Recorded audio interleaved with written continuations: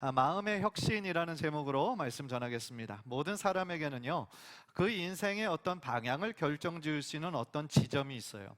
어떤 사건을 통해 그것이 생기기도 하고요, 어떤 인생의 중요한 시기에 그것이 생기는 것이 있는데, 그것을 영어로는 turning point, 전환점이라고 얘기합니다. 그래서 우리가 인생을 살면서 보통 몇 번은 이런 인생의 전환점을 맛보는 것 같아요. 많은 사람들이 청소년 시기에 한번 자아의식이 생기면서 내가 어떤 길을 가야 되나 고민하죠.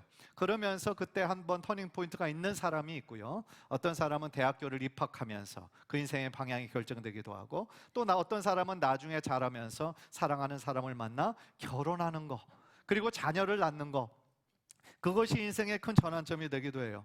또 어떤 사람들에게는요, 처음으로 수술대에 올라서 수술받을 때, 그때가 또 전환점이 되기도 해요. 내가 얼마나 연약하고 내가 얼마나 나를 과신하며 살아왔는지, 그거에 대해서 진지하게 생각하는 인생의 전환점이 되기도 하고요. 또 어떤 분은 자신의 사랑하는 부모님이 하늘나라로 떠나실 때, 혹은 자신의 사랑하는 사람들이 갑작스럽게 하늘나라로 떠날 때, 그때 어떤 인생의 전환점이 생기기도 해요. 또 어떤 분들은 오랫동안 일하던 직장에서 갑자기 은퇴하고 난 이후의 삶이 인생의 새로운 후반전이 되는 전환점이 되기도 합니다.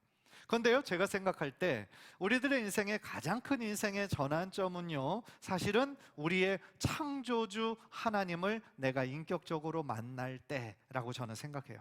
이 세상의 그 어떤 사건도 예수님을 내가 인격적으로 만난 사건과는 비교할 수 없을 정도로요, 내가 예수님을 만나면 나의 인생의 가치관이 변해요. 내가 어디로부터 왔고 어디로 가야 하는지를 깨닫게 돼요. 그때까지 내가 품었던 삶의 목적과는 다른 목적을 가지게 돼요. 무엇보다도 예수님을 만난 이후에요, 그전에는 가지지 못했던 예수님을 사랑하면서 생기는 거룩한 꿈이 내 인생에 생겨요. 그 꿈이 뭐냐? 예수님을 닮고 싶다, 예수님을 본받고 싶다 라는 마음이 우리 안에 생기기 시작해요. 그런데 문제는 뭐냐면요, 그런 어떤 바램을 가졌다고 해서, 그런 거룩한 꿈을 내가 가졌다라고 해서 나의 삶에 갑작스러운 변화가 생기는 것은 아니다라는 거예요. 하나님의 놀라운 은혜를 우리가 경험을 했어요. 그러나 지금도 여전히 죄악 가운데 타협하고 넘어지는 나의 한심한 모습을 보면서 우리는 어떤 땐 내 자신에 대해 실망하는 거예요. 아니, 내가 교회를 이렇게 다니는데 왜 내 삶에는 그런 변화가 일어나지 않을까? 나는 왜 지난번에 넘어졌던 그것에 똑같이 넘어질까? 나는 더 이상 소망이 없는 걸까? 좌절하고 회의를 하는 과정들을 몇 번은 거치게 되는 거죠. 그렇다면 내 삶에, 내 마음에 진정한 변화를 우리가 일어나기 위해서 우리가 무엇을 해야 할까요? 오늘 말씀을 통해서 그 방법을 깨닫고 우리들의 삶 속에 작은 것이라도 실천하며 나아가는 복된 시간이 되시기를 주님의 이름으로 간절히 축복합니다. 먼저 오늘 본문 말씀을 통해서 우리가 첫 번째로 깨닫는 것은 뭐냐면요, 마음의 이 혁신은 성령 안에서 이루어진다는 거예요. 한번 따라 봅시다. 마음의 혁신은 성령 안에서 이루어진다. 오늘 본문을 다시 한번 보겠습니다. 제가 빨리 읽을게요. 너희는 이 세대를 본받지 말고 오직 마음을 새롭게 함으로 변화를 받아 하나님의 선하시고 기뻐하시고 온전하시듯이 무엇인지 분별하도록 하라 했어요. 이 구절에서요, 변화라는 단어에 좀 집중해서 보기를 원하는데요, 어떻게 변화를 받으라고 얘기하냐면 오직 마음을 새롭게 함으로 변화를 받아라 라고 얘기합니다. 사실 한글 성경으로 보면 다 이어져서 한 문장인데요, 영어 성경으로 보면 세 구절로 나눠져 있어요. 그래서 세 구절 중에 두 구절만 보기를 원하는데요, 첫 번째를 보면은 Do not conform any longer to the pattern of this world 그랬고요, 두 번째 구절은 But be transformed by the renewing of your mind 그랬어요. 그런데 여기서 첫 번째 1번 보여주세요. Conform, 그리고 2번에 transform. form이라는 단어가 똑같은 단어예요. 그런데 앞에 놓여 있는 그 구절만 다른 거죠. conform이라는 거는요, 뒤에 나온 부분에 대해서 순응하는 거, 동화되는 것을 의미해요. 그러니까 여기서 do not conform 그랬으니까 이 세상의 패턴, 이 세상의 형태, 이 세상의 가치관, 이 세상의 방법에 순응하지 말아라, 동화되지 말아라, 그런 뜻이에요. 그 이유는 뭡니까? 우리가 이 세상에 살고 있지만 이 세상에 속한 사람이 아니라 하나님께 속한 사람들이기 때문에 그래요. 따라서 이 명령은요, 이 세상의 영향을 받아서 이 세상 사람들과 똑같이 되지 말고 변화를 받으라 하는 거예요. 그런데 두 번째, transform은 무슨 뜻이냐면요, 그 형태가 변해서 완전히 변화되는 질적인 변화를 의미하는 거예요. 영화 트랜스포머라고 유명한 영화 있었어요. 트랜스포머, 같은 트랜스폼인데 어떤 우주인이 로봇이 되고 또 차로 변하기도 하고 자신의 모형을 막 변형시키는 그런 내용이었는데요. 실제로 트랜스폼이라는 단어는 마치 곤충이 애벌레에서 나비가 되는 것처럼 본질적인 변화, 발전, 일어날 때 이 트랜스폼이라는 단어를 쓰는 거예요. 그러니까 이 12장 2절을 다시 좀 설명하면요, 너희는 이 세상의 방식대로 순응하거나 동화되지 말고 완전한 변화를 받아라 는 하나님의 말씀인 거예요. 그런데 어떻게 본질적인 변화를 받을 수 있느냐 하면 오직 우리들의 마음을 어떻게 함으로? 새롭게 함으로 변화를 받으라는 거예요. 그런데 왜 이 구절을 보면 능동적으로 변화해라, 아니면 변화시키라 명령하지 않고 변화를 받으라, 왜 be transformed, 왜 수동태로 명령했을까요? 이유가 있어요. 왜냐하면 이 본질적인 마음의 변화는 내가 주체가 되어서 내가 주인인 것처럼 나의 의지와 나의 노력과 힘으로는 한계가 있기 때문에 그래요. 성령의 도우심이 우리가 변화하기 위해서 필요하기 때문에 그렇다라는 거예요. 물론 하나님을 믿지 않는 사람들도 나의 어떤 특별한 의지와 노력으로 어느 정도 변화를 성공하는 사람들이 있어요. 그러나 나의 영혼, 나의 이 마음의 본질적인 변화는요, 나의 힘만으로는 불가능해요. 성령님의 도우심이 너무너무 필요하다라는 거예요.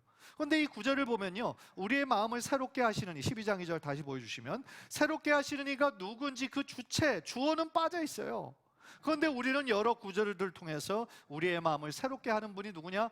성령님이시구나 라는 것을 깨닫게 돼요. 대표적인 구절이 지난주에 우리가 나누었던 에스겔서 36장 26절 말씀이에요. 우리 26절만 다 함께 시작.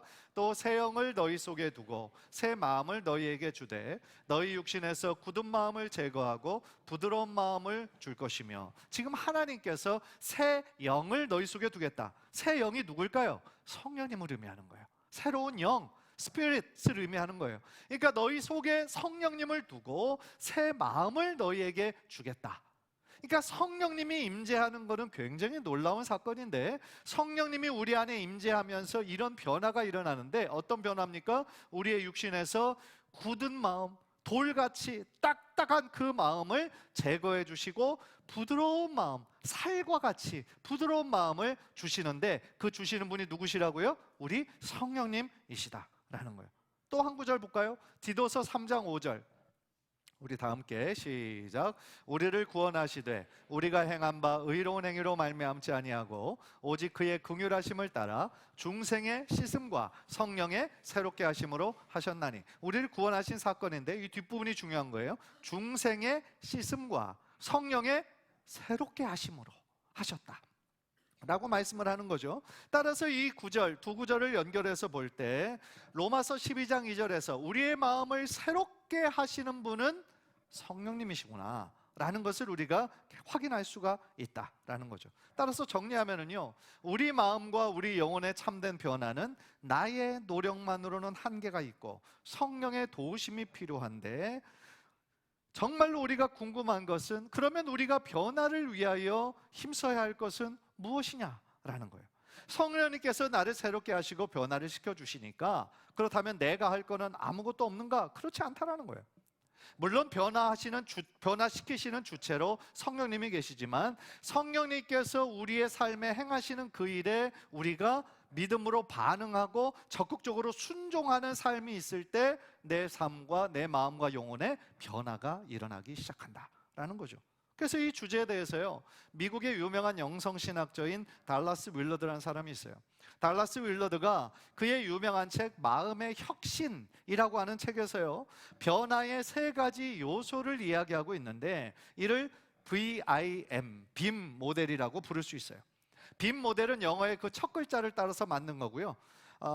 B는 뭐를 뜻하냐? 비전을 뜻해요. 비전. 그리고 I는 intention, 의도를 뜻해요. 그리고 M, 수단을 의미하는 means를 의미합니다. 그래서 한글의 첫 글자를 따면 비전, 의도, 그 다음에 수단, 비의수 모델이라고도 부를 수 있겠어요. 즉 변하기 위해서 첫 번째는 비전이 있어야 되고, 두 번째는 진심으로 변화하기를 원하는 나의 의도가 있어야 되고, 마지막으로 말씀과 기도 같은 어떤 그 비전에 이르기 위한 수단이 나한테 필요하고요. 이 세 가지 요소는 마치 3단계이처럼 순차적으로 일어나게 된다라는 거예요. 그렇다면 이 세 가지를 좀 구체적으로 살펴보기를 원하는데요. 변화의 세 가지 요소 중에 첫 번째 요소는 비전이에요. 비전. 비전은 뭐냐면요, 내가 무엇을 위해 변화할 것인가 라고 하는 분명한 목표와 분명한 그림이 있어야 된다라는 거예요. 최근에 우리가 이렇게 미디어를 보면 연예인들이 막 운동하면서 어떤 확실한 어떤 목표를 설정하기 위해서 내가 바디 프로필 사진을 좀 찍어야 되겠다, 그거를 뭐 바프 그러잖아요. 바프. 그래서 그거를 평생에 남기려고 하는 그런 도전을 하죠. 그런데 요즘엔 연예인들뿐만 아니라 그냥 일반 우리 보통 사람들도 어떻게 보면 열심히 운동해서 가장 멋진 사진을 좀 계속 남기고 싶다, 그렇게 바라고 운동하는 사람이 있었어요. 그런 사람들의 비전은 뭡니까? 자신의 인생에 가장 건강하고 멋진 사진을 남기는 거예요. 찍어서. 그렇다면 우리 크리스찬들이 가져야 하는 변화의 비전은 무엇이어야 될까요? 여러 가지 비전이 있을 수 있겠지만 저는 궁극적인 것 한 가지를 말씀드리고 싶어요. 우리 모든 크리스찬들이 가져야 하는 궁극적인 한 가지 비전, 예수 믿고 천국 가는 것일까요? 아니에요.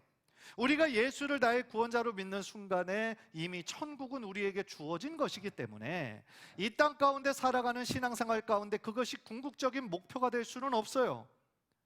따라서 우리들의 신앙생활의 궁극적인 목표는요, 우리가 단지 구원받은 것에 있는 것이 아니라 예수님의 성품을 닮아가는 거예요. 다시 말하면 예수님의 온전한 제자가 되어서 예수님을 닮아가는 것, 그것이 우리들 모든 크리스찬의 궁극적인 비전이다라는 거죠. 한번 따라 보실까요? 예수님의 온전한 제자가 되어 예수님을 닮아가는 것, 그것이 우리 모든 크리스찬의 가져야 할 궁극적인 비전이에요. 예를 들어서 우리 평생에 예수님의 온유함, 예수님의 겸손함을 나도 좀 배우고 싶다.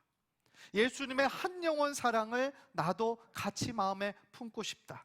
그래서 나의 마음이 변화되고, 나의 입술이 변화되고, 나의 세상을 바라보는 눈길이 변하고, 나의 삶의 태도가 변해서 나의 삶에 예수님의 향기로 가득한 사람이 되는 것, 그것이 우리 모든 크리스찬이 지녀야 할 궁극적인 비전이다라는 거예요.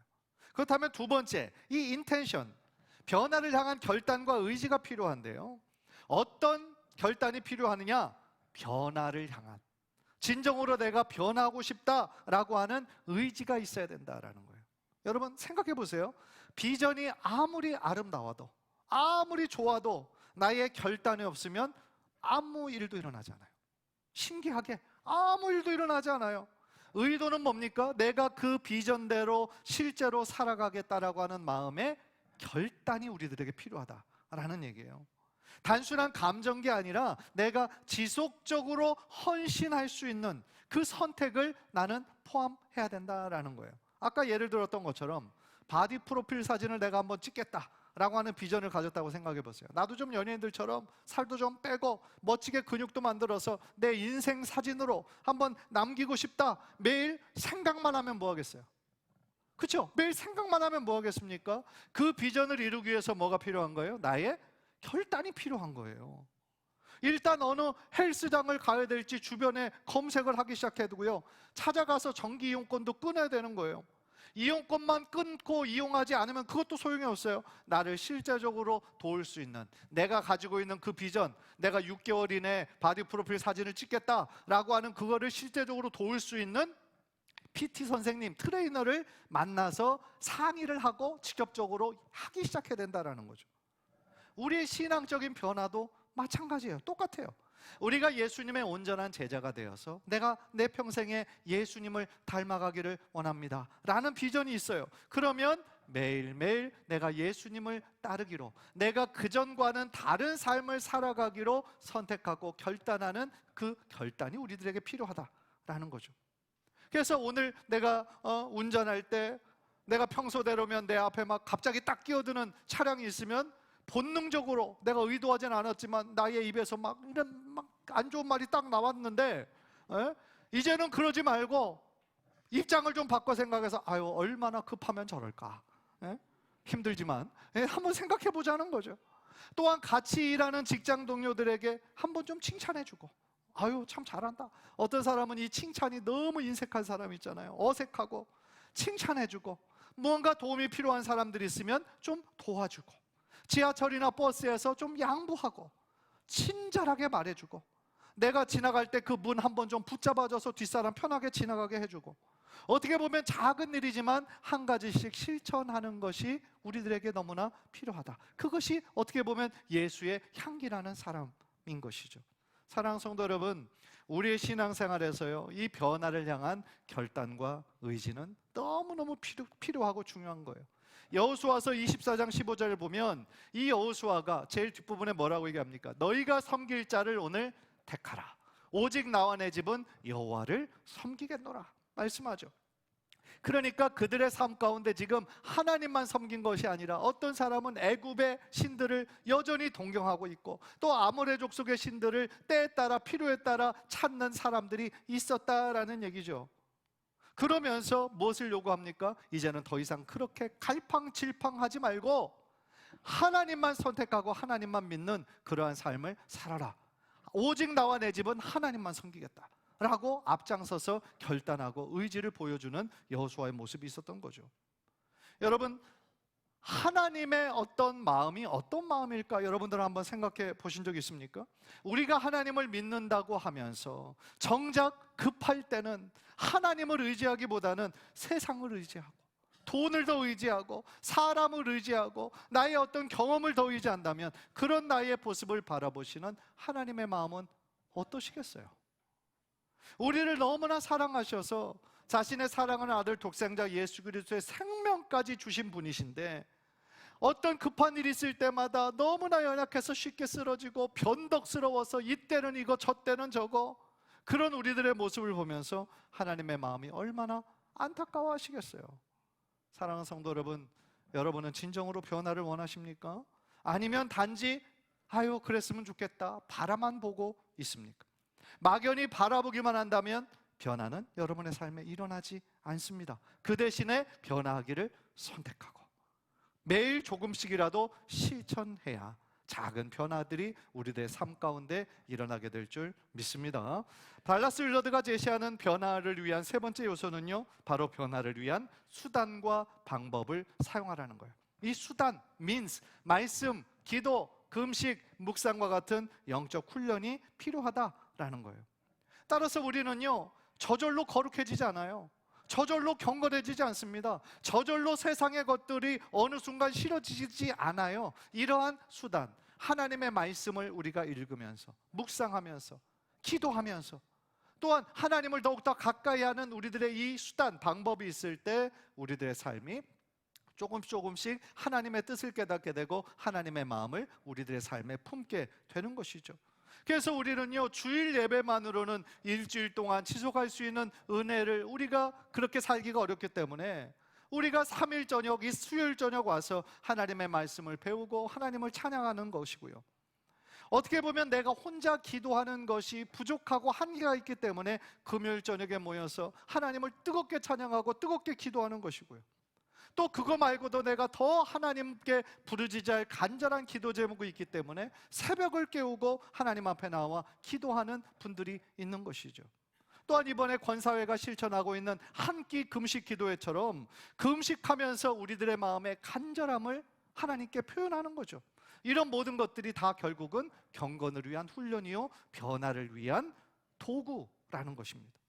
중요한 것은요, 이런 수단과 방법을 통해 이러한 습관들, 이러한 수단들이 우리의 삶의 습관이 되면은요, 그때부터 우리의 삶에 진정한 변화가 일어나는 거예요. 더 나아가 하나님께서 기뻐하시는 거룩한 삶으로, 예배자의 삶으로 변화하게 될 줄 믿습니다. 그래서 제일 처음부터 거창한 목표 세우지 마세요. 제일 처음부터 막 내가 30분씩 기도하겠다, 말씀 보겠다 그러지 마시고 하루 5분, 하루 10분 이렇게 내가 할 수 있는 부분에서 처음 시작하는 것이 너무나 중요한 거예요. 그래서 그 말씀을 짧은 구절이라도 한 구절 읽고 길지 않지만 5분이라도 하나님께 기도하고 하루를 시작하고 하루를 마무리할 때, 우리가 이 땅 가운데 살아갈 때 세상의 방법과 세상의 가치관이 함몰되지 않고 더욱더 하나님 중심의 삶으로, 예수님을 닮아가는 삶으로 변화하게 될 줄 믿습니다.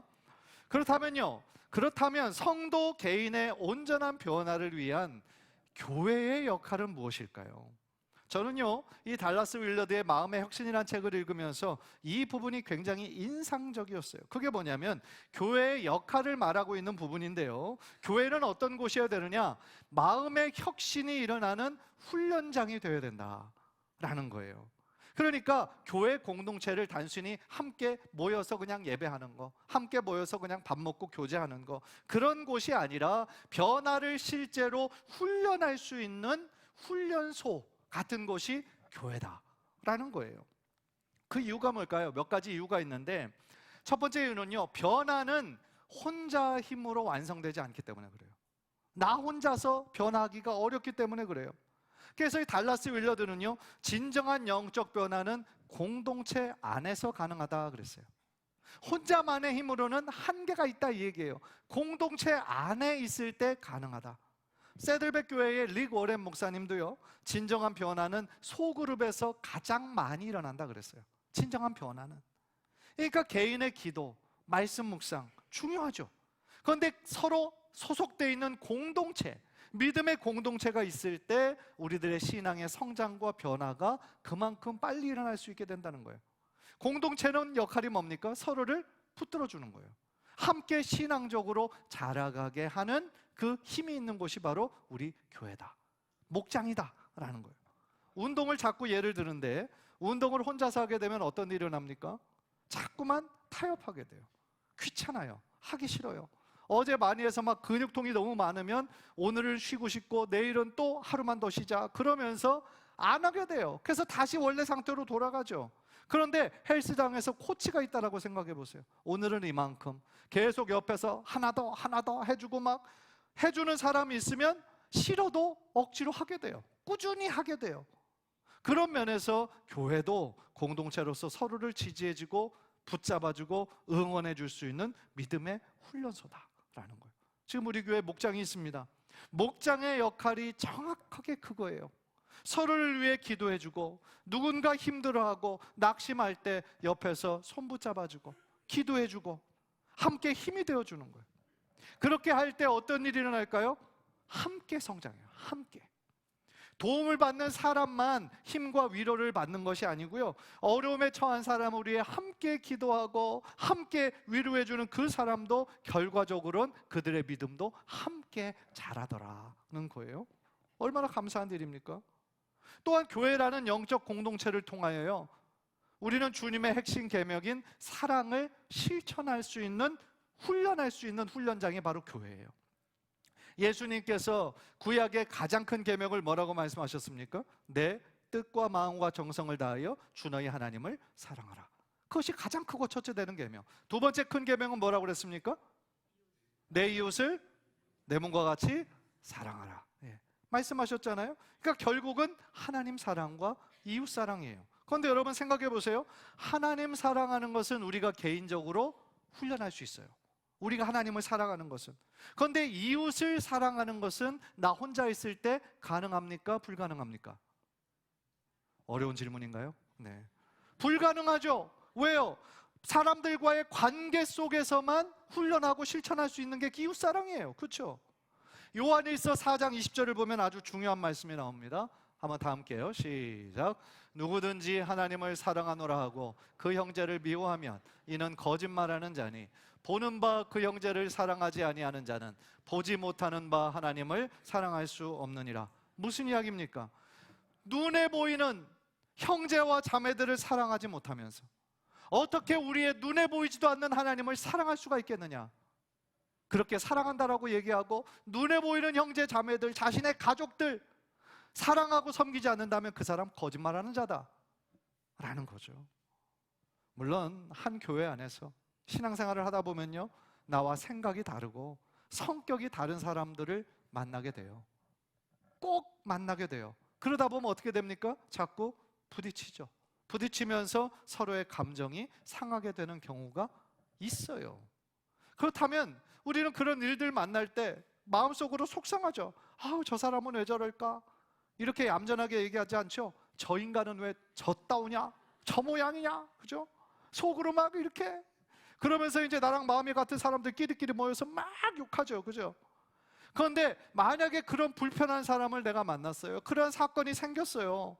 그러면 하나님께 기도해 보셔야 돼요. 왜냐하면 왜 저 사람을 내가 이해하지 못하고 함께 어울리지 못하는 나의 모습 속에서 혹시 하나님께서 이 부분을 좀 고치시기를 원하는, 이 부분에서 혹시 내가 좀 성장하기를 원하는 어떤 부분이 있지 않을까? 그런 관점에서 거기 문제에 들어가야 된다는 거죠. 그리고 역지사지의 문제로 그 사람의 입장에서 한번 생각해 보면 문제 해결은 복잡해 보이지만 단순할 수 있어요. 그런 일을 겪고 계시는가요? 네. 어떻게 보면 복잡해 보이지만 문제 해결은 멀리 있지 않아요. 역지사지의 태도로 접근해 보면 먼저 이해하려고 우리가 노력하고요, 먼저 용서하고요. 네, 먼저 용서할 때 우리는 바로 그런 과정을 통해서 예수님의 그 사랑을 어떻게 돼요? 배우게 되고 경험하게 되고 훈련하게 되는 거예요. 아우, 저 보기 싫은 사람 때문에 어떻게 할 거예요? 그러면 난 이제 사람 안 만날 거예요? 그렇게 할 수가 없잖아요. 혼자 살 수 없는 것이 우리 사람이란 말이에요. 관계적인 존재로, 사회적인 존재로 하나님께서 우리를 창조하셨어요. 우리는 싫든 좋든 더불어 살아가야 돼요. 예. 사랑하는 성도 여러분, 이 세상에 완전한 교회는 없어요. 왜냐하면 교회를 구성하는 우리들이 완전하지 않아요. 따라서 지금 어떤 교회가 너무 좋고 너무 완전하다더라, 여러분이 그 교회 가는 순간 그 교회는 불완전한 교회가 돼요. 죄송하지만 사실이에요. 예. 따라서 나에게 100% 딱 맞는 좋은 교회 찾기보다는요, 내가 정말로 좋은 성도가 되는 게 중요한 거예요.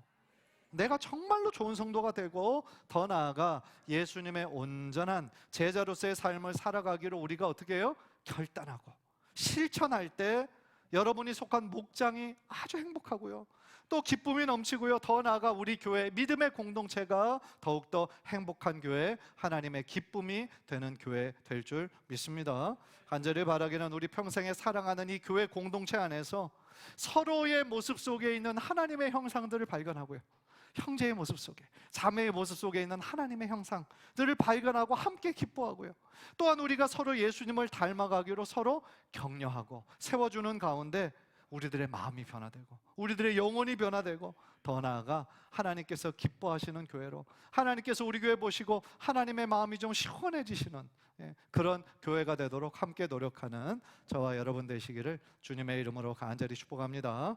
기도하겠습니다.